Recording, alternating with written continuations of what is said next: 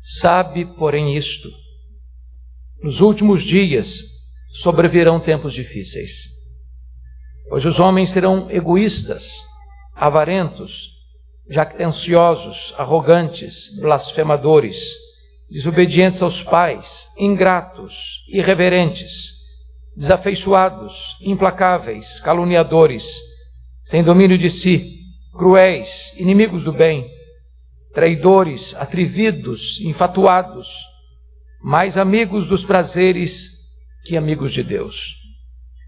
Tendo forma de piedade, negando-lhe, entretanto, o poder, foge também destes. Pois entre estes se encontram os que penetram sorrateiramente nas casas e conseguem cativar mulherinhas sobrecarregadas de pecados, conduzidas de várias paixões, que aprendem sempre e jamais podem chegar ao conhecimento da verdade. E do modo por que Janes e Jambres resistiram a Moisés, também estes resistem à verdade. São homens de todo corrompido na mente, réprobos quanto à fé. Eles, todavia, não irão avante, porque a sua insensatez será a todos evidente, como também aconteceu com a daqueles. Tu, porém, tens seguido de perto o meu ensino, procedimento, propósito, fé, longanimidade, amor, perseverança, as minhas perseguições e os meus sofrimentos, quais me aconteceram em Antioquia, Icônio e Listra, que variadas perseguições tenho suportado. De todas, entretanto, me livrou o Senhor. Ora, todos quantos quiserem viver piedosamente em Cristo Jesus serão perseguidos, mas os homens perversos e impostores irão de mal a pior, enganando e sendo enganados. Tu, porém, permanece naquilo que aprendeste e de que foste inteirado, sabendo de quem o aprendeste.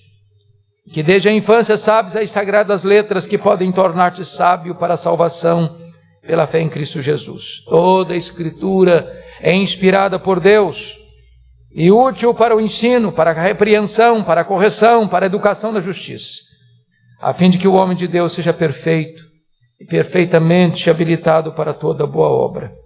Conjuro-te perante Deus e Cristo Jesus, que há de julgar vivos e mortos, pela sua manifestação e pelo seu reino. Prega a palavra, insta, quer seja oportuno, quer não, repreende, corrige, repreende, exorta com toda longanimidade e doutrina, pois haverá tempo em que não suportarão a sã doutrina. Pelo contrário, cercar-se-ão de mestres, segundo as suas próprias cobiças, como que sentindo coceiras ou coceira nos ouvidos, e se recusarão a dar ouvidos à verdade, entregando-se a fábulas.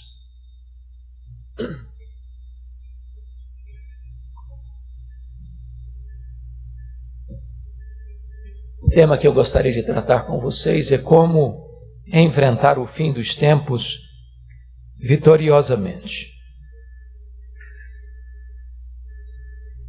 O apóstolo Paulo escreve esta carta, a sua última carta, nos momentos e nos dias mais sombrios do primeiro século. Já havia aproximadamente 3 anos que a cidade de Roma havia sido incendiada. E desde essa data, 17 a 24 de julho do ano 64, é que os crentes estavam sendo queimados vivos. Os crentes estavam sendo crucificados. Era uma perseguição como nunca antes se ouvira falar. Os crentes eram caçados, eram mortos à paulada, eram devorados pelas feras. E Paulo, o líder da igreja no Ocidente, está preso e já sentenciado à morte, no corredor da morte, aguardando a sua execução. Os dias são muito tenebrosos. A igreja está sofrendo amargamente. Os cristãos estão sendo encurralados, emparedados por uma perseguição crudelíssima. E Paulo tem o cuidado de instruir Timóteo, seu filho, a quem deveria assumir o bastão da liderança da igreja. Ele, Timóteo, que era ainda jovem, que era tímido, que era doente, e que não obstante as perseguições, havia também o ataque dos falsos mestres. O cristianismo, de certa forma, estava vivendo os momentos mais sombrios, de perigos, de ameaças. E então Paulo instrui Timóteo: sabe, porém, isto. Não quero que você, Timóteo, tenha um otimismo irreal, que você tenha uma visão romântica dos dias e do futuro. Sabe, porém, isto: nos últimos dias sobrevirão tempos difíceis. É claro que últimos dias não é uma expressão que significa apenas os últimos dias dos últimos dias. Os últimos dias são expressão técnica neotestamentária para dizer da primeira, segunda vinda de Cristo. Cristo veio inaugurar os últimos dias. E esse é o tempo em que a igreja vive.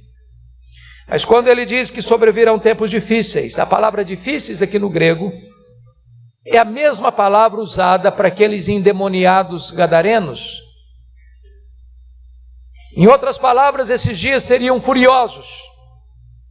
Esses dias seriam de uma ação satânica violenta. Seriam dias em que a fúria de Satanás estaria agindo de forma a perseguir e a disseminar falsos ensinos. E Paulo então começa a alertar Timóteo sobre esses dias difíceis.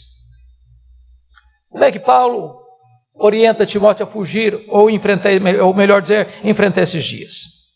Há 4 palavras aqui que resumem esse texto. E eu queria que vocês hoje comigo memorizassem essas 4 palavras. A primeira palavra está no versículo 5. Por favor, veja comigo. Foge também dessas coisas. A ordem é foge. Foge. A segunda palavra que vai reger esse texto anotem comigo, no versículo 10. Tu tens seguido. E a palavra nós poderíamos mudar para segue. Segue. A terceira palavra que rege esse texto está no versículo 14. Confira comigo. Permanece. Permanece. E a última palavra que rege esse texto está no capítulo 4, verso 2. Prega. Prega a palavra. Como é que Timóteo deveria enfrentar esses dias furiosos? De 4 maneiras. Foge. Segue. Permanece. Prega. É sobre isso que eu quero tratar com vocês nesta noite, sobre essas 4 palavras. Primeiro, irmãos, nós precisamos fugir do espírito que marca o fim dos tempos. Se você percebeu, do verso 2 ao verso de número 5, Paulo está fazendo uma lista dos vícios, dos pecados, das mazelas, das transgressões, da decadência moral, espiritual da sua geração. Talvez lista só superada por Romanos 1. E ao fazer isso, Paulo vai nos instruir que o problema do homem é que ele está invertendo os valores de Deus. A sociedade, irmãos, está invertendo os valores de Deus. Aquilo que deveria ser rejeitado é aplaudido. Aquilo que é aplaudido deveria ser rejeitado. Os valores estão de ponta cabeça. E eu chamo a sua atenção para um fato curioso. É que Paulo começa essa lista e encerra esta lista com 3 palavras. As 2 primeiras e a última, cuja raiz está a palavra amor. No grego você sabe que tem um amor ágape, tem um amor filéu, tem um amor estorguê e tem um amor eros. Ele vai usar aqui a palavra filéu, de onde vem, por exemplo, filosofia, amor à filosofia. E ele abre essa lista com duas palavras e termina essa lista com a última palavra que vamos destacar. Primeiro ele diz: os dias vão ser difíceis, pois os homens serão egoístas. A palavra egoísta, no grego, é a palavra philautos. O verbo filéu, mas o autós de si mesmo. Então o problema do homem é que ele é um ser philautos. Ele é amante de si mesmo. Essas palavras eu queria que vocês decorassem comigo hoje. Você pode repetir a palavra philautos. Philautos. Os homens serão philautos. É o cara que ama a si mesmo. É o narcisista. Está apaixonado por si mesmo. Ele é amante de si mesmo. Mas não é aquele amor próprio, sadio, que você deve amar o seu próximo como a você mesmo. É aquele amor próprio que faz do seu eu o centro do universo. Que você olha para o outro não como alguém que deva ser servido, mas como alguém que deva ser explorado. É quando você acha que a sua vontade é que tem que prevalecer, o seu querer tem que dominar, que todo mundo tem que viver para servir você, porque você adora você mesmo, você ama você mesmo a ponto de idolatrar o seu próprio eu. Esse que é o problema do ser humano. Mas a segunda palavra, notem comigo, versículo 2, os homens serão também o quê? Avarentos. E a palavra avarento é filarguros. E arguros é prata. Traduzindo literalmente, os homens serão não apenas amantes de si mesmo, mas amantes da prata, amantes do dinheiro. Pensem comigo se não é este hoje um dos grandes dramas da sociedade contemporânea. Materialista, consumista, onde o amor do dinheiro de fato tem sido um motor que tem gerado as grandes crises morais de todos os setores da sociedade. Por amor ao dinheiro, os homens matam, os homens morrem, os homens casam, os homens descasam, os homens corrompem, os homens são corrompidos, os homens mentem, os homens fazem falcatruas. Por quê? Porque o amor deles está mal dirigido. Eles amam o dinheiro, eles vivem pelo dinheiro, eles fazem de tudo na vida por causa do dinheiro, do amor ao dinheiro. Eles são philautos, eles são, em segundo lugar, filarguros. Repete essa palavra comigo, filarguros. Esse é o problema do homem, ele é philautos e ele é filarguros. Mas como é que Paulo conclui essa lista? Veja comigo no versículo de número 4. Ele conclui assim: mais amigos dos prazeres que amigos de Deus. E amigos dos prazeres é filedonos. Filedonos é o homem amante da diversão, amante do prazer, amante de tudo aquilo que traga para ele alívio das suas tensões carnais. Ele vive para isso. Ele adota a filosofia dos epicureus: comamos e bebamos, porque amanhã morreremos. Ele vive por prazer. Notem comigo que o problema central do homem é que o amor dele está mal dirigido.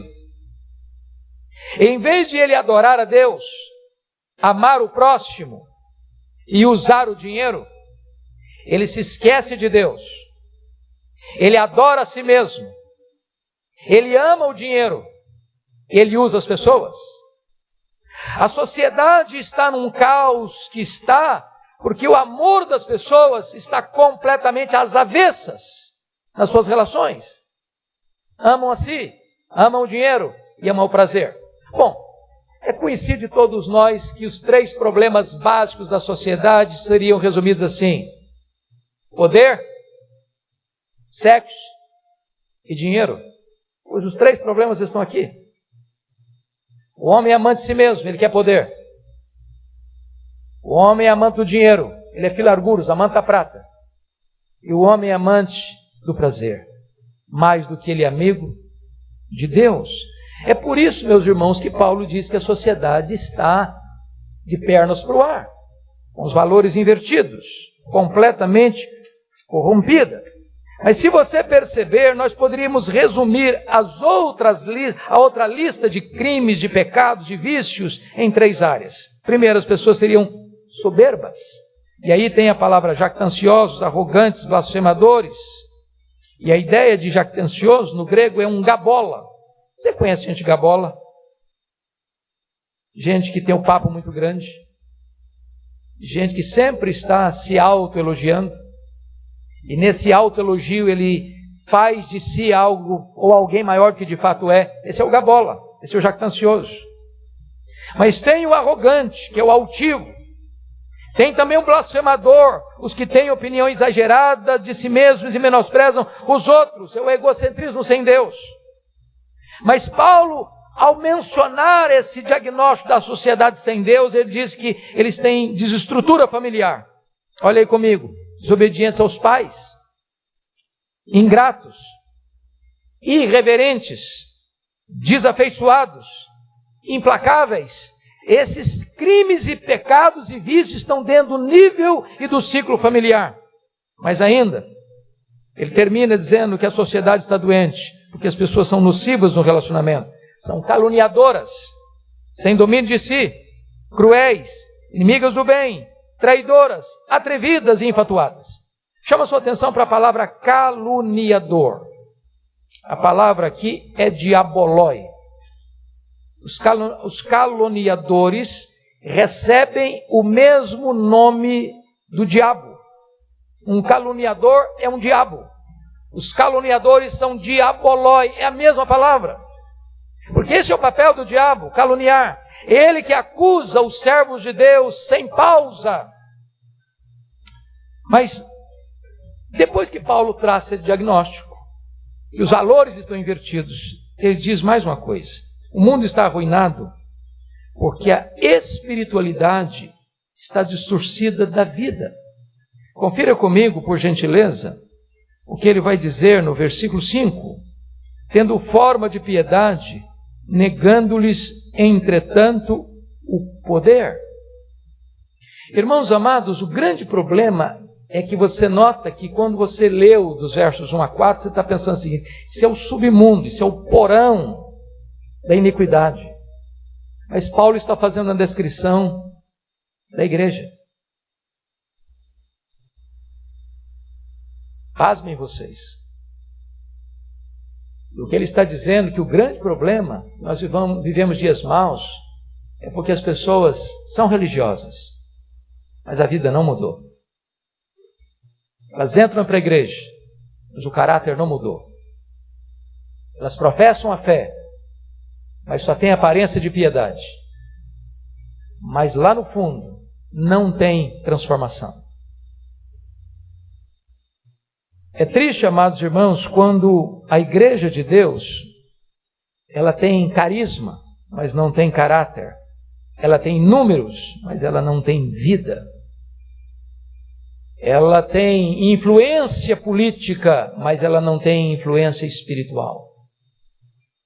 Ela cresce numericamente, mas ela não impacta a sociedade. Paulo diz que o mundo está assim exatamente por causa desta triste realidade.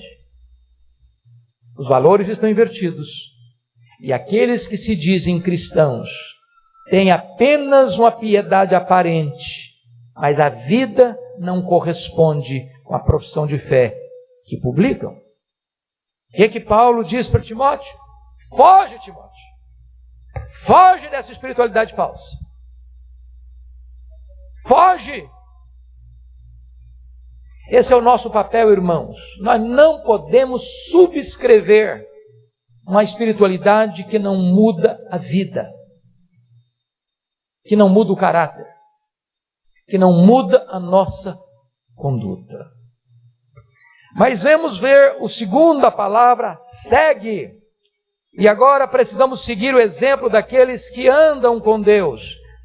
Note você, no verso 10, tu, porém, tens seguido de perto o meu ensino. Se Timóteo devia fugir daqueles que tinham uma falsa espiritualidade, agora Paulo está orientando a Timóteo a seguir de perto, não seguir de longe. mas seguir de perto. E aqui, irmãos, tem uma coisa bonita. Eu não sei quantos de vocês já estão atentos a isso. Quem talvez teve o privilégio, eu acho que é um privilégio, ter sido criado na região rural, você tem a compreensão das duas realidades. Você sabe que seja uma chácara, seja um sítio, seja uma gleba, seja uma fazenda, quando você tem vizinhos que são seus limitantes de terreno, você divide essa terra, separa essa terra para que seu gado não invada a terra do vizinho e o gado do vizinho não invada a sua terra. Você faz cercas. As cercas trazem a definição do que é seu, de onde começa o que é seu e de onde vai o que é do seu vizinho. Mas se você for olhar na região rural, ao construir uma cerca, você tem os chamados mourões e você tem as estacas. O mourão é uma tora sólida, firme, robusta, onde a cerca está segura. No meio dos mourões, você pode colocar estacas mais frágeis, porque a segurança e a firmeza da cerca está nos mourões. Notem vocês que nós precisamos de mourões na igreja de Deus. Gente que você olha e diz, esse aí é mourão.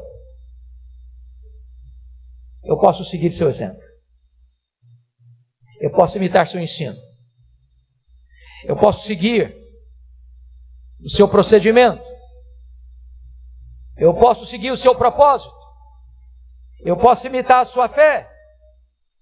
Eu posso olhar para ele e ver que é uma pessoa longânima, que tem amor, que tem perseverança. Então notem, amados irmãos, que do mesmo jeito que nós temos que fugir de uma falsa espiritualidade, nós temos que seguir modelos, exemplos, mourões. E Paulo está dizendo, Timóteo, para você, meu filho, eu sou um mourão.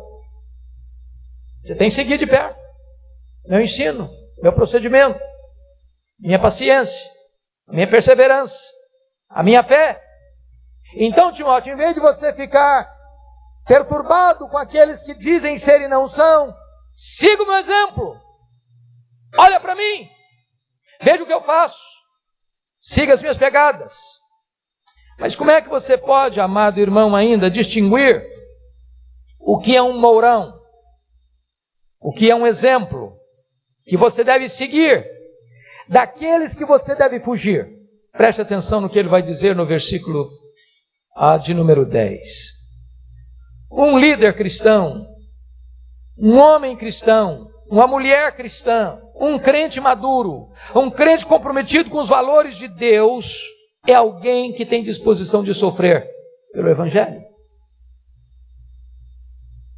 Se você observar a característica dos falsos mestres, é que os falsos mestres não têm disposição de sofrer. Eles querem benesses, eles querem prestígio, eles querem aplausos, eles querem benefícios, eles querem riquezas, eles querem se locupletar, eles querem completamente fugir dessa agenda de sofrimento.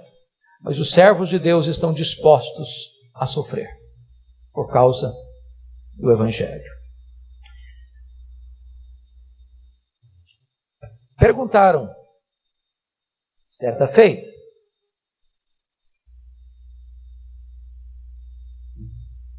ao Dr. Francisco Leonardo, no seminário de Recife, quando ele era reitor daquele seminário. Perguntaram assim, Reverendo Leonardo, se a igreja for mais perseguida, ela será mais fiel?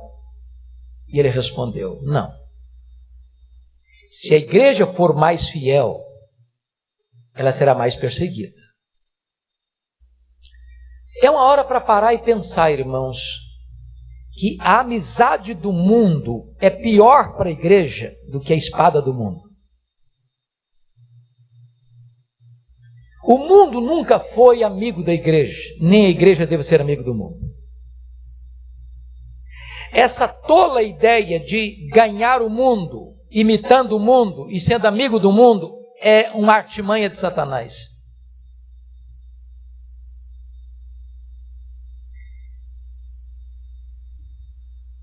Se a igreja hoje não está sendo perseguida, irmãos, não é porque o mundo é bonzinho.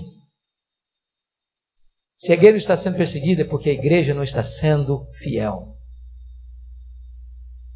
Porque sempre que a igreja é fiel, ela incomoda o mundo. Ela afronta o mundo. Os valores da igreja não são os valores do mundo. Os princípios que regem a igreja não são os princípios que regem o mundo. E por isso Paulo chega no verso 12, eu queria que toda a igreja lesse comigo, por favor, vamos juntos? Ora, todos quantos querem viver piedosamente em Cristo Jesus serão perseguidos. Não a maioria, não alguns, todos. E eu pergunto a você, você tem sido perseguido por causa da sua fé? O fato de você ser um cristão tem trazido para você determinados desconfortos? Porque se você não está sendo perseguido, é hora de você checar se de fato você tem vivido piedosamente em Cristo. Agora notem vocês, no versículo 13, mas os homens perversos e impostores irão de mal a pior, enganando e sendo enganados. Presta atenção nisso. O falso mestre, o falso ensino, a falsa doutrina, ela pode ser popular por um tempo. Mas chega uma hora que a máscara cai. O falso mestre pode se tornar um grande herói, mas uma hora a máscara cai. Pode ter certeza, irmãos. Nós já estamos vivendo no Brasil essa ressaca dos falsos mestres. Muita gente já tem seus olhos abertos. Muitas pessoas já não toleram mais ser exploradas, enganadas pelo falso ensino. Porque este é o homem impostor, ele vai de mal a pior. Ele vai enganando, mas ele vai ser enganado também. É curioso como você vê isso todo dia. Eu não sei se você tem essa prática. De vez em quando, eu digo a mim mesmo assim, hoje eu vou ligar num programa de televisão e vou assistir 5 minutos e não vou mudar o canal. E eu assisto 3 minutos, o sangue ferve nas veias, eu não consigo ficar os 5. Um dia eu cheguei em casa de madrugada, liguei a televisão e um cidadão muito conhecido e famoso em São Paulo estava pregando. E eu confesso a vocês que ele conhecia o texto. Fez uma belíssima narrativa de Gênesis 22. Fiel à narrativa. Muito bonita a narrativa. E eu fiquei pensando, meu Deus, eu acho que hoje ele vai acertar. Hoje ele vai acertar. Quando ele termina a narrativa de Abraão levando o seu filho Isaque para o Monte Moriá para sacrificá-lo, ele diz assim, o negócio é o seguinte, Abraão, o pai da fé, sacrificou o seu Isaque, o melhor que ele tinha. Agora você, filho de Abraão, deve também sacrificar o seu Isaque. Então, se você tem um apartamento, entrega o apartamento para a igreja. Se você tem uma casa, venda a casa e dá o dinheiro para a igreja. Se você tem um carro, venda o carro e entrega o dinheiro na igreja. Se você tem uma conta poupança, pega o dinheiro e entrega na igreja. Aí eu comecei a perceber que aquele conhecimento que aquela pessoa tinha não tinha nada a ver com as Escrituras. Ele torceu o texto, porque o texto fala de Cristo, aponta para Cristo. Mas ele estava usando o texto para enganar as pessoas, para se locupletar. Paulo diz para Timóteo, Timóteo, foge. Timóteo, me segue. Olha para os mourões. Não entre por esse caminho. Mas como é que a igreja vai viver vitoriosamente nesses dias? Primeiro é fugir disso. Segundo é seguir aqueles que ensinam a verdade. Terceiro, a palavra permanece. Olha comigo, versículo 14. Tu, porém, permanece naquilo que aprendeste e de que foste inteirado, sabendo de quem o aprendeste. Meus irmãos, vamos repetir essa palavra agora? Permanece. Permanece. Por que Paulo está dizendo, Timóteo, permanece? Sabe por quê, irmãos? O mundo está mudando. E muda muito rapidamente. Eu disse ontem no culto Conexão com Deus,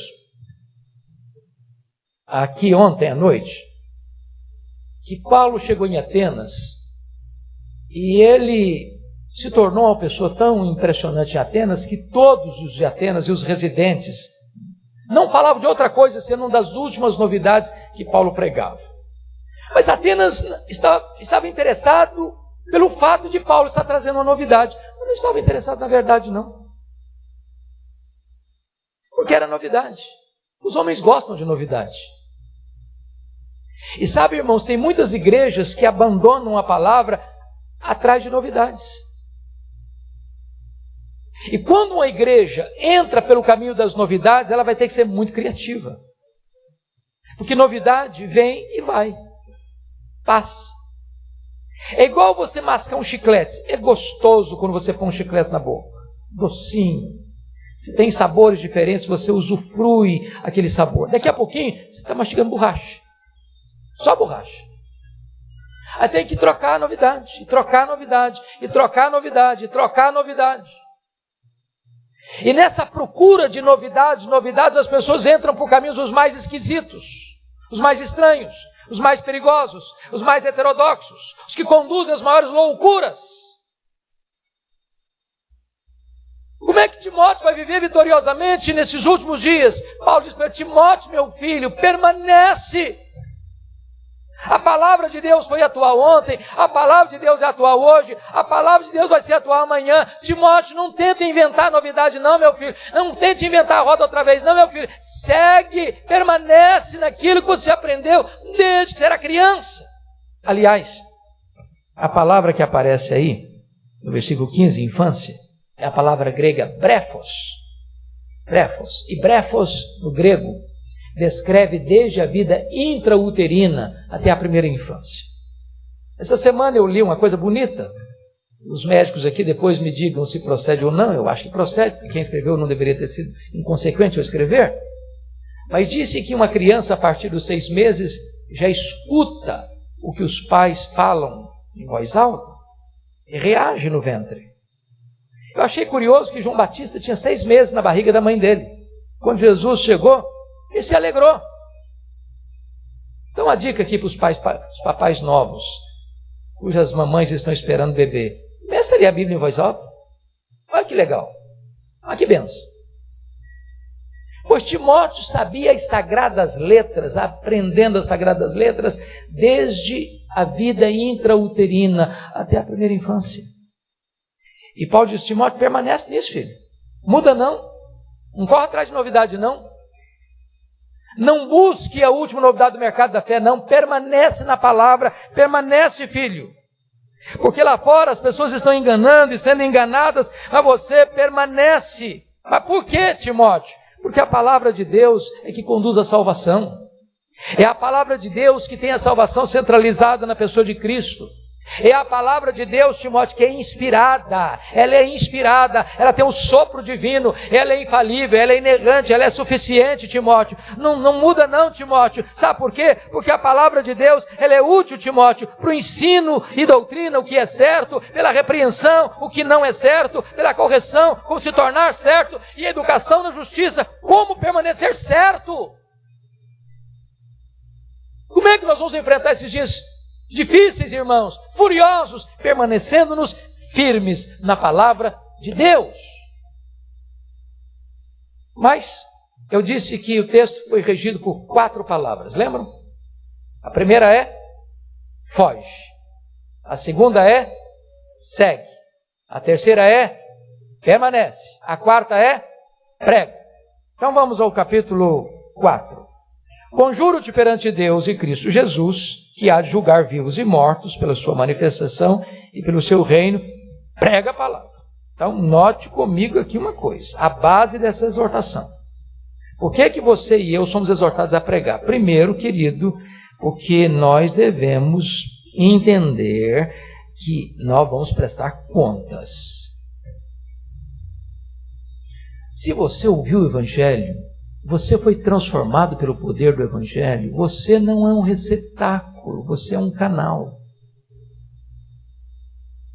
E essa ordem ela é dada a Timóteo, às crianças, aos adolescentes, aos jovens, aos casais, aos idosos. Prega a palavra. Note que não é pregar sobre a palavra, é pregar a palavra. Você não cria mensagem, você entrega a mensagem. Você não é dono da mensagem, você é servo da mensagem. Prega a palavra. Não é a sua eloquência, não é o seu argumento, não é a sua oratória, não é a sua facilidade de comunicação, é a palavra, é o poder do Evangelho. Prega! Às vezes eu fico a imaginar que hoje nós nos tornamos muito mais defensores da palavra do que pregadores da palavra. Eu gosto muito da fala de Charles Haddon Spurgeon. Ele disse o seguinte: você não precisa defender um leão, basta soltá-lo. Prega. Deixa as consequências para o Espírito Santo. Prega a palavra. Deus chama os seus pela pregação da palavra. A fé vem pela pregação da palavra. Então, você que é adolescente, prega lá para os seus colegas de classe. Você que é jovem, prega lá na faculdade. Você que trabalha naquela empresa, prega lá para os seus colegas que trabalham com você. Você que trabalha no hospital, na faculdade. Você que trabalha lá na indústria, no comércio, prega a palavra. Não pense que pregar a palavra é só ação do púlpito, não. A pregação da palavra está na rua, está na praça, está na escola, está no hospital, está em qualquer lugar. Prega a palavra. Você vai dar conta. Paulo diz: conjuro-te, Timóteo, perante Deus e Cristo Jesus, que há de julgar vivos e mortos, pela sua manifestação e pelo seu reino. Você vai dar conta, Timóteo, então prega, Timóteo. Agora, sabe por que você e eu devemos pregar, irmãos? Confira comigo aí o versículo 3 e 4, por uma razão muito simples. A tendência mística do homem é grande lá no primeiro século e hoje também. Pois haverá tempo, Timóteo, em que não suportarão a sã doutrina. Pelo contrário, cercar-se-ão de mestres segundo as suas próprias cobiças, como que sentindo coceira nos ouvidos, e se recusarão a dar ouvidos à verdade, entregando-se às fábulas. Veja você que, na mesma medida que você tem a ordem de pregar a palavra, tem gente pregando fábulas, tem gente pregando falsas doutrinas, tem gente pregando aquilo que não é a verdade, são os falsos mestres. As pessoas vão se cercar desses falsos mestres, sentindo coceira nos ouvidos, querendo escutar novidades, e nessa conjuntura de tanto misticismo, tanto sincretismo, Paulo diz para Timóteo, meu filho, prega a palavra.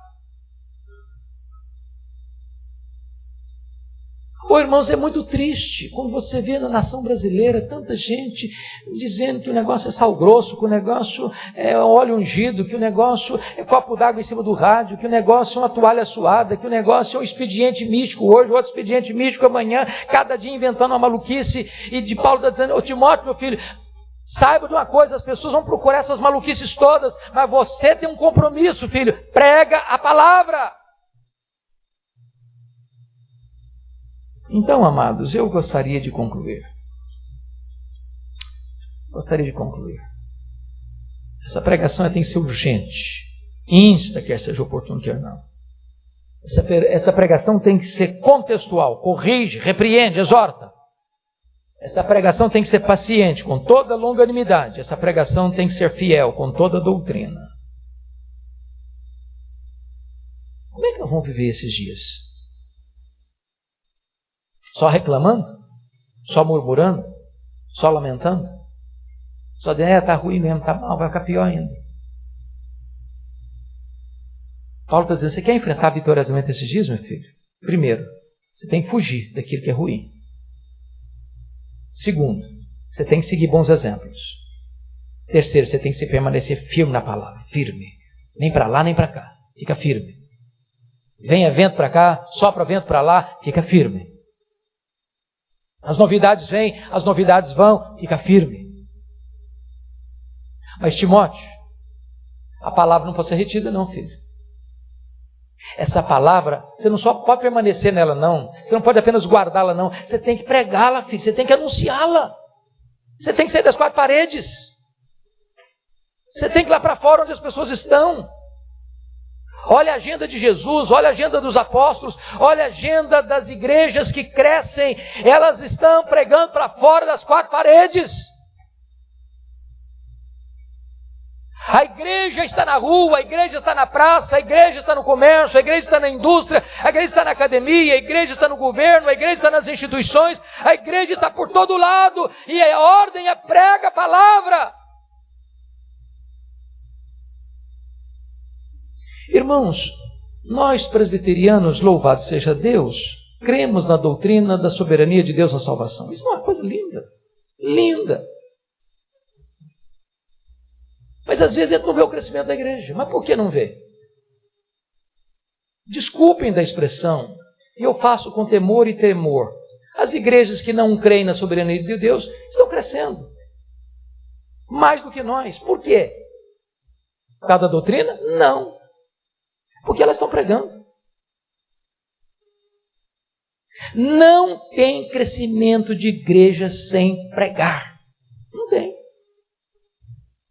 Não tem. Não tem colheita sem semeadura. Não tem. Então você não quer ver bancos vazios dessa igreja num domingo à noite? É preciso que você e eu tenhamos compromisso com a agenda do reino. Prega a palavra. Prega a palavra. Lá na sua família, lá no seu trabalho, lá nas suas viagens, lá no ônibus, lá no táxi, lá no avião. Prega a palavra. Que Deus nos ajude, irmãos, a vivermos vitoriosamente esses dias difíceis. Vamos repetir as 4 palavras que aprendemos hoje? Primeiro, foge. Segundo, segue. Terceiro, permaneça. Quarto, prega. Que Deus nos ajude.